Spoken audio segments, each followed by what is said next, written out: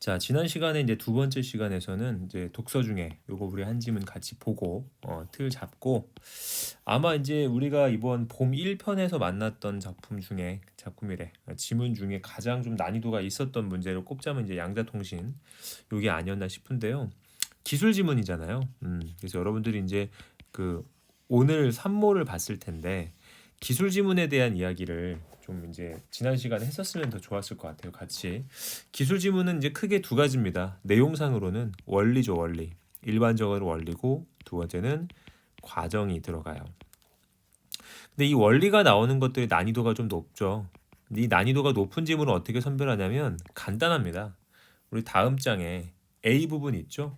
요만큼. A가 이렇게 요만큼 걸려 있다는 요만큼 걸려 있는 애는 이해를 묻는 거잖아요. 정보의 선별보다. 때문에 이제 A 파트는 여러분들이 속도를 조금 늦춰서 이해한 영역들을 좀 바탕으로 내용 정리를 해 가시면 되고요.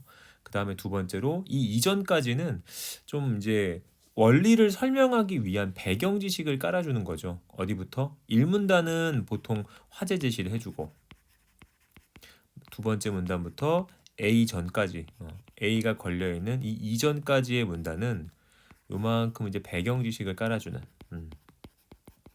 문단으로 생각하셔서 배경 지식 자체가 뭐 이해나 추론을 묻는 경우는 잘 없기 때문에 여기는 이해의 영역보다 정보를 선별하는 영역이라고 보시고 조금 힘을 빼시고 가셔도 됩니다. 우리가 이제 이거 1문단부터 슬슬 읽으면서 한번 가보도록 하겠습니다. 사실 1문단 자체는 보통 기술 지문이나 과학 지문 비슷해요. 요만큼 정도, 한 요만큼 정도는 배경에 대한 이야기가 보통 나오고요. 그리고 1문단 마지막 문장 요만큼 있죠. 1문단 마지막 문장 요만큼이 보통은 진짜 화제를 제시하는 그런 문단으로 구성이 됩니다. 한번 읽어볼게요. 온라인 전자상거래 혹은 공인인증이 일상화되면서 보안을 위해 메시지를 암호화해서 주고받는 암호 통신의 중요성이 강조되고 있습니다. 그러니까 앞으로는 암호 통신에 대한 이야기가 나올 건가 봐, 그죠? 암호 통신에서 가장 핵심적 문제가 바로 메시지를 암호화하거나 이를 다시 원래의 메시지로 복호화하는 데 필요한 암호 통신의 대상인 송신자, 수신자가 어떻게 안전하게 주고받느냐에 대한 문제가 있답니다. 자, 여기까지가 뭐냐면 암호 통신에서 가장 핵심적으로 다루는 문제입니다. 그게 뭐냐면 메시지를 암호화하는 문제, 두 번째는 원래로 돌리는 복호화하는 문제. 근데 이때 송신자와 수신자가 어떻게 하면 안전하게 주고받을 수 있는지 그 방법이 항상 문제가 된대요. 자, 이러한 암호 통신은 암호화, 복호화에 필요한 키를 관리하는 방식에 따라 기억의 대칭 키, 니은의 공개 키로 나눕니다. 정리해 볼게요.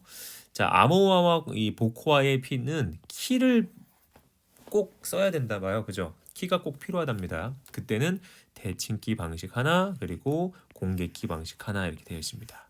지금 기억과 니은으로 걸려 있는 거 보니 이건 뭐 내용일치나 이해나 뭔가 문제를 출제하겠다는 얘기예요. 그죠? 갑니다.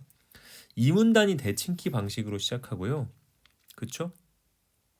그리고 두 번째 이문단의 이제 중간쯤 보시면 공개키 방식도 또 있네요. 그럼 이문단 자체는 기억과 니은의 어떤 개괄 설명이 들어가겠다. 그죠?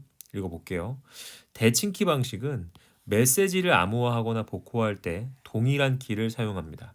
여러분이 이걸 좀 잘해야 돼. 지금 이제 기억과 니은을 이렇게 나눠놨잖아. 사실상 얘네들은 지금 종류가 다른 거잖아요. 그죠? 어쨌든 방식, 키를 어떤 관리하는 방식인데 종류가 다르죠. 그럼 일반적으로는 이제 내용일치 문제가 나오겠지만 이 내용일치 문제를 구성하는 선택지 안에는 기억과 니은의 비교가 많이 나올 거란 말이지. 그지? 또 그 내용을 기준 삼아 정리합니다. 자, 대칭키 방식으로 갑니다. 얘는 키가 기억이죠. 키가 동일합니다. 또 가볼게요. 동일한 키를 사용합니다. 이런 이유로 송신자, 수신자만 아는 비밀키를 미리 분배하고요.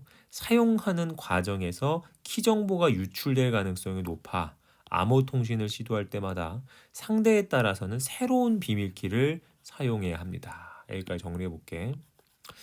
자, 송신자랑 수신자가 비밀키를 미리 분배받는데요.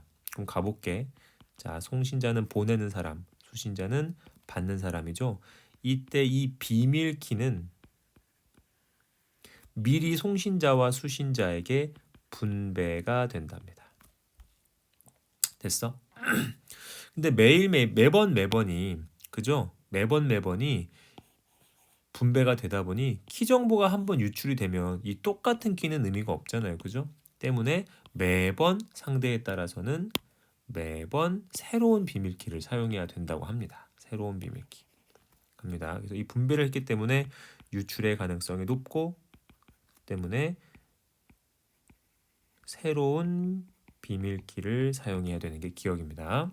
다음 또 가볼게요. 자, 수신자가 미리 생성하여 공개한 미안합니다. 여기네요. 이에 반해 공개 키의 방식은 자 여기입니다. 이제 공개 키를 설명합니다. 암호화 키와 복호화 키가 서로 다른 방식입니다. 아까 기억은 동일했잖아. 근데 얘는 암호화랑 복호화가 서로 다르답니다. 정리합니다. 키가 같지 않다. 다릅니다. 수신자가 미리 생성을 해서 공개한 공개 키가 있는데 이걸 송신자가 메시지를 암호화해서 전송하면 수신자는 공개 키에 대응하여 생성한 자신만이 알고 있는 비밀키를 이용해서 복호화를 하게 된대요. 자, 요 내용을 한번 정리를 해볼게요. 니은은 요거네요. 송신자가 있고 수신자가 있는데 이 수신자 쪽에서 뭐 하냐면 미리 생성해서 공개한 공개키가 있는 거죠. 얘가 공개키를 하나 만들어 놨어. 미리 만들어 놨습니다. 그러면 이때 송신자는 메시지를 암호화해서 전송을 해요. 암호화된 메시지를 전송을 합니다. 그쵸? 그렇게 되면 전송하면 수신자는 공개키에 대응하여 생성한 자기만 알고 있는 비밀키를 이용해서 복호한답니다. 즉, 이 공개키와 대응되는 자기만 가지고 있는 비밀키를 가지고 복호화를 시전하는 거죠. 됐습니까? 자, 공개키 방식은 별도의 비밀키의 분배 과정이 필요 없습니다. 그죠? 분배 안 하죠. 왜? 수신자 쪽에서 만들고 비밀키를 혼자만 가지고 있으니까요. 그래서 얘는 따로 이제 비밀키를 분배하지 않고요. 통신 상대에 따라 비밀키를 바꿀 필요도 없습니다. 그래서 대칭키 방식에 비해서 보안에 조금 더 유리한 건 공개키가 되겠네요. 정리합니다. 그래서 보안상 훨씬 유리한 건 기억보다는 니은이겠다. 됐죠? 여기까지 해서 이 문단 요만큼은 이런 내용을 정리를 해봤습니다. 어떤 과정을 정리한 거냐면 단순하게 이제 내용 일치 문제를 대비한 어떤 과정도 있지만 얘네들의 기준, 그죠? 비밀키의 분배 그리고 두 번째는 공개키와 비밀키가 어디에 있는지, 비밀키를 누가 가지고 있는지 그런 차이점 정리가 중요합니다. 3문단 가볼게요. 대표적인 공개키 방식은 요걸 잘 봐야 돼.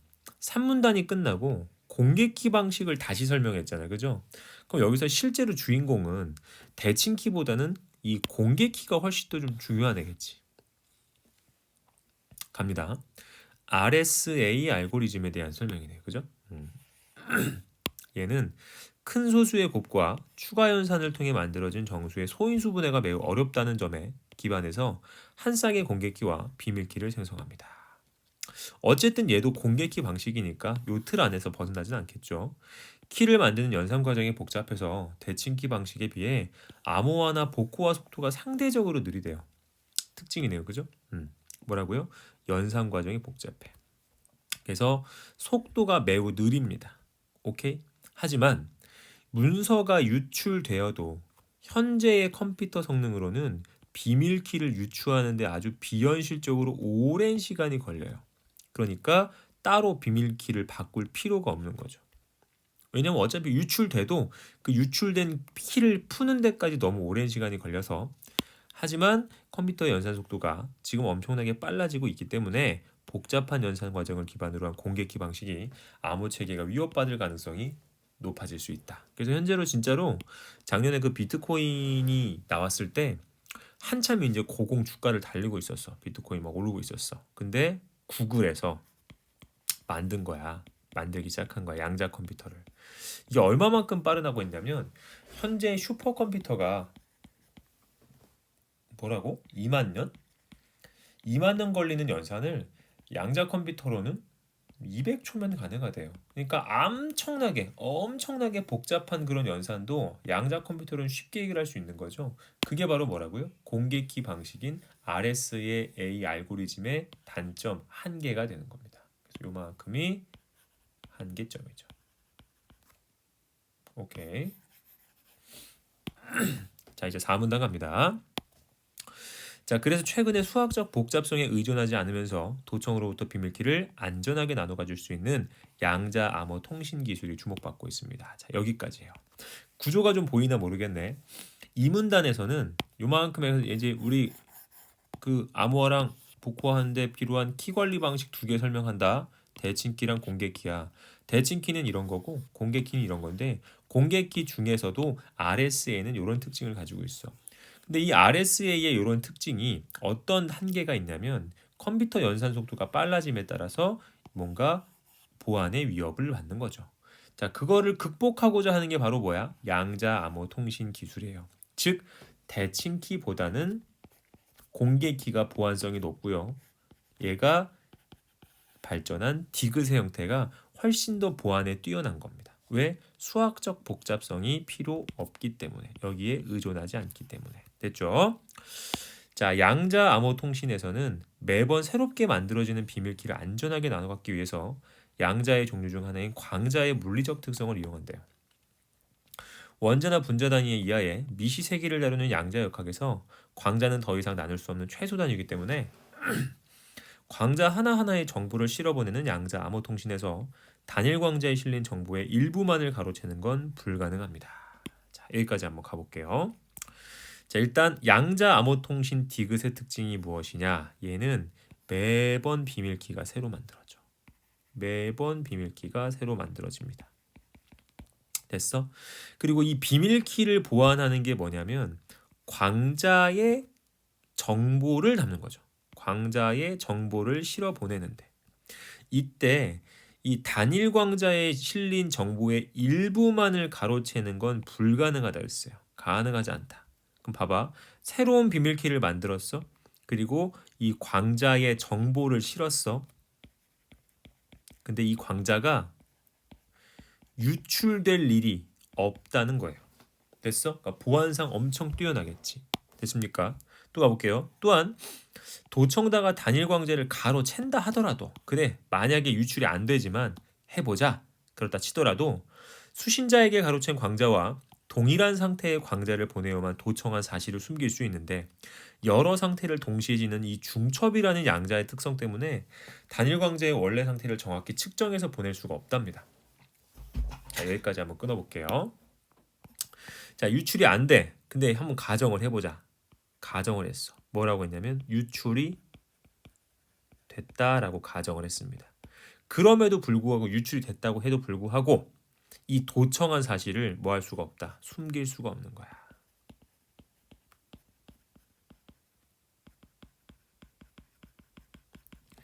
그럼 어떻게 되겠어? 도청한 사실을 숨길 수 없다? 그럼 바로 도청한 사실이 드러나는 거죠. 그럼 뭐 하면 돼요? 비밀키를 바꾸면 돼요. 됐습니까?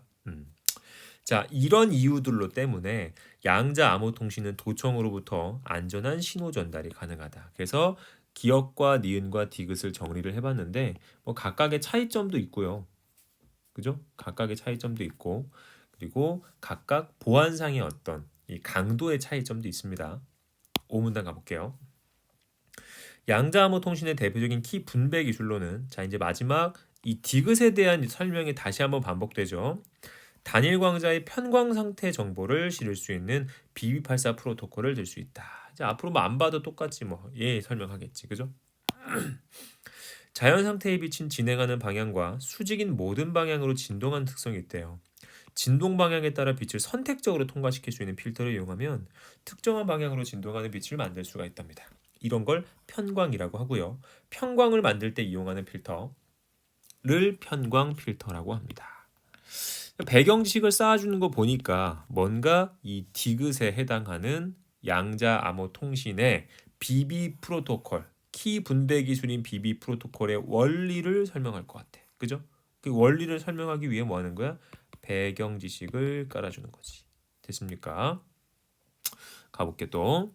그런데 편광된 광자 또한 여러 방향으로 진동하는 중첩의 특성을 갖고 있습니다. 즉 편광 필터를 통과한 수직, 수평, 편광의 경우는 대각이나 역대각의 편광 특성도 지니고 있으며 마찬가지로 편광 필터를 통과한 대각, 역대각, 편광 또한 수직, 수평 편광의 특성을 동시에 지니고 있대요.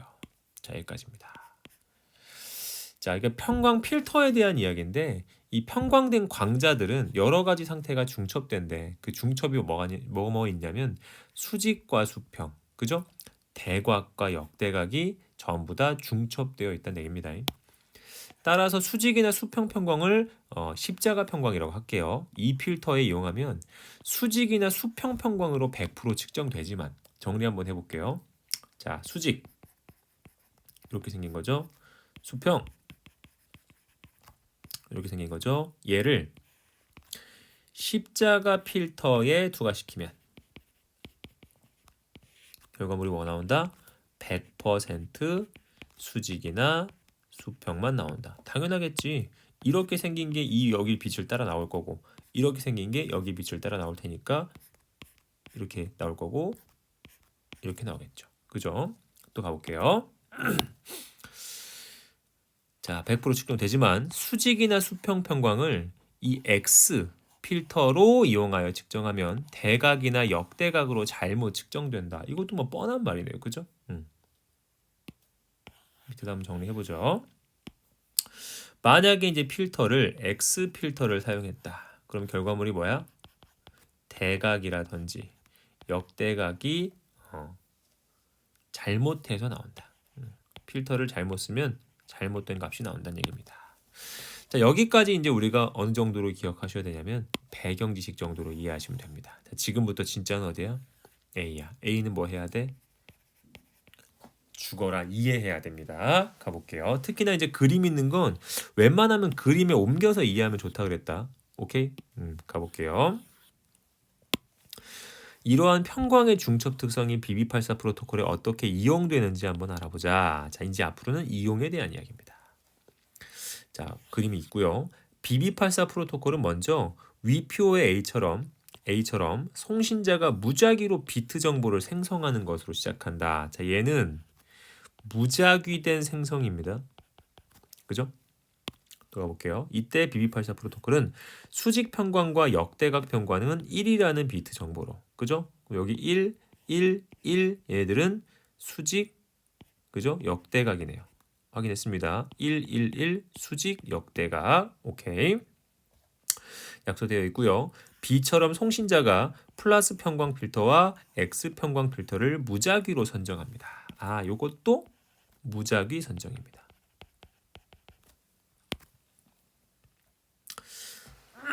또 가볼게요. 그러면 C와 같은 편광 필터들이 신호들이 생성이 된대요. 자, 여기까지네요. 그죠? 요만큼. 자, 수신자는 C에서 생성된 편광 신호들이 어떤 편광인지 전혀 모르는 상태에서요. 자, 요 정보는 수신자 자체는 알 수 없는 정보겠다. 그죠? 모르는 상태로 D처럼 스스로 무작위로 편광 필터를 선택해서 이렇게 또 무작위로 선택합니다. 얘도 무작위 선택.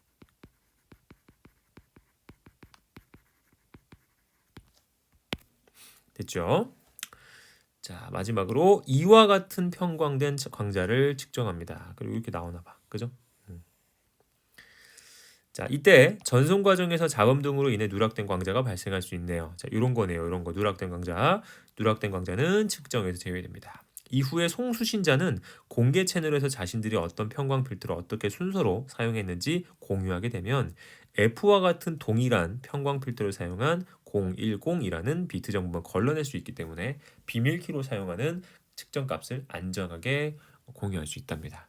그래서 요거는 이제 우리가 이제 읽어봤는데 어떻게 이 값이 나오는지 이제 원리를 판단해 봐야죠. 요 말이네요. 그죠? 결국 결과값으로 얻은 게 요겁니다. 0, 1, 0입니다. 그죠? 이 0, 1, 0은 어떤 정보가 나오는 거냐면 송신자가 보낸 거잖아. 송신자가 이 송자가 보내는 거죠. 뭘 보냈어요? 0, 1, 0을 보냈어요. 즉 비밀키 공유는 송신자가 보낸 것에 해당하는 숫자가 적혀 나오는 겁니다. 여기까지 됐습니까? 그럼 두 번째 한번 가볼게요. 자, 진짜 얘네들만 볼 겁니다. 얘네들만. 이 라인만 볼 거야. 자, 얘가 플러스를 필터를 지나서 얘를 지나왔더니 플러스 필터를 지났더니 됐습니다. 그러니까 그 말은 뭐냐면 아까 우리 그 요거 있었죠? 수직이나 수평이 통과하면 100% 수직 수평이 나온다. 지금 얘가 바로 그 정보잖아. 그지? 얘가 바로. 갑니다. 얘를 플러스 필터에 집어넣으면 당연히 이 값이 나오겠죠. 그죠? 또 얘를 그지? 역대각 필터에 적용시키면 당연히 역대각이 나올 거고요. 마지막 얘 이 필터를 걸러서 대각을 만들었더니 X 필터에 적용시키면 대각이 나오는 거죠. 근데 안 됐던 친구들을 보면 일단 얘는 누락됐기 때문에 아예 이 라인에서 지워도 되겠네요. 그죠? 삭제입니다. 삭제. 삭제. 두 번째. 자, 얘는 0이 쓰여 있는 거 봤어. 0이 쓰여 있는 거 보니까 뭐가 된 거야? 수평이나 대각평광입니다. 얘는 수평이나 그죠? 대각평광입니다. 근데 얘는 이렇게 해가지고 만들어냈는데 수평을 만들어냈는데 역대각을 잘못 넣은 거예요. 그쵸? 그래서 결국 잘못된 값을 얻은 거죠. 얘는 잘못된 값을 얻은 거지. 됐어? 또 세 번째 가볼게요. 자, 1인 걸 봤습니다. 자, 1이란 얘기는 나와 있죠. 여기 1이라는 정보는 수직이나 역대각이라고. 얘는 수직이나 그죠? 혹은 역대각일 겁니다. 자, 그래서 이제 이거를 통과해야 돼. 곱하기를 통과해서 역대각을 뽑아냈는데 이 역대각을 다시 한번 뽑아내려면 플러스 필터를 사용하면 안 되죠. 곱하기 필터를 사용해서 역대각을 뽑아냈어야겠지. 그지? 얘도 수치상 맞지가 않네요. 이렇게 지웁니다. 됐어?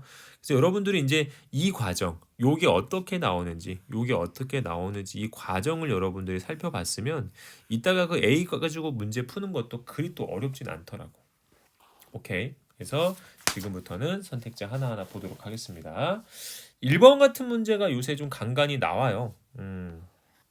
뭐 독서 기록 중 일부이다. 점검 결과로 적절하지 않은 거. 사실 이게 글구조 문제예요. 전형적인 글구조 문제인데 요새는 이런 식으로 좀 비교해서 하나 더 꽈서 나오는 거지. 어떻게 꽈서 나오냐? 점검 결과의 예측과 다르다. 같다 해갖고 옛날에는 있니 없니만 판단하면 되는데 지금은 있니? 근데 이걸 있다고 표현하니? 없니? 이걸 없다고 표현하니? 하나를 더 봐야 된다는 얘기지. 뭐 그런 거예요. 그래서 그런 거 정도 확인을 해보시면 되겠습니다. 이건 뭐 굳이 언급 안 하도록 할게요. 2번으로 갑니다. 자, 윗글에 대한 이해로 적절하지 않은 것은 내용일치 문제입니다. 대부분이 눈으로 푸는 문제고요. A보다는 그 이전의 정보들과 그렇게 문제를 푸는 경우가 많았을 겁니다. 1번 가볼게요. 공개키 방식은 공개키와 비밀키를 생성하는 주체가 동일하다. 한번 가볼까요? 공개키의 방식이 여기네요. 그죠? 근데 이 주체는 수신자죠. 수신자가 공개키도 만들고 비밀키도 만드는 거지. 됐습니까? 그러면 지금 이 문제의 주체가 동일하다는 얘기는 수신자로 동일하겠고 이렇게 돼야겠지. 됐습니까? 두 번째. 컴퓨터의 연산 능력이 발전을 하더라도 양자 암호 통신의 비밀키를 안전하게 나누어 가질 수 있겠군. 가능하죠. 왜? 연산 능력이 발전을 해도 연산과 상관없는 방식을 쓰는 디귿 방식이 있잖아. 그치? 그래서 이 디귿에 해당하는 양자 암호 통신은 괜찮죠. 왜? 대부분 유출이 안 되고 유출이 된다고 쳐도 이 도청한 사실을 숨길 수가 없다고 얘기했습니다.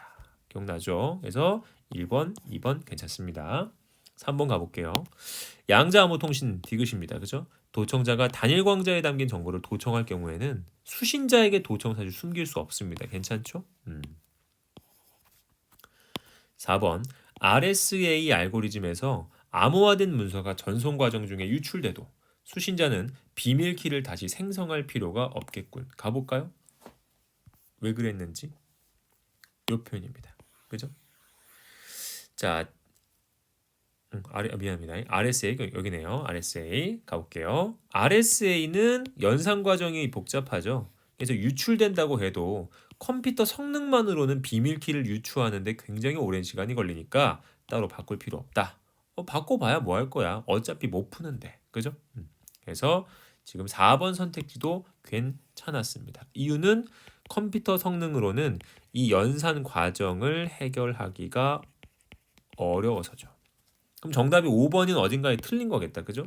갑니다. RSA 알고리즘이 대칭키 방식에 비해 암호화 복호화 속도가 느린 이유는 자, 여기까지 괜찮죠. 근데 이 느린 이유가 뭐였지? 나오죠? 3문단 봐야겠지. 뭐라고 나옵니까? 자, 얘가 상대적으로 느린다. 왜? 연산 과정이 복잡해서. 됐습니까? 해서 연산 과정이 복잡하다라는 말이 이 파트에 있어야 되잖아. 그지? 전혀 아니죠. 서로 다른 암복호와 키를 주고받기 때문이 아니라 그 이유가 뭐라고? 연산 과정이 복잡해서라고. 됐습니까? 그 정도 봤습니다. 자, 이제 사실은 이런 문제 많이 어려워해요. 기역과 니은과 디귿을 비교한 내용. 그러니까 이거는 우리가 문제를 풀면서 그러니까 지문을 봄과 동시에 당연히 나온다라고 생각하고 가는 거죠. 자, 갑니다. 기역과 니은과 디귿입니다. 가볼게요. 기역이 대칭키 방식이었고, 그죠? 니은이 공개키 방식이었고, 그 RSA도 공개키 방식 중에 하나였죠. 그리고 디귿이 양자 암호 통신이었습니다. 가보겠습니다. 기역은 니은이나 디귿에 비해 비밀키가 유출될 가능성이 낮다. 자, 기역이 대칭키고 보안이 이게 가장 취약하다 그랬지. 오케이? 그래서 1번이 안 되는 이유는 비밀키가 유출될 가능성이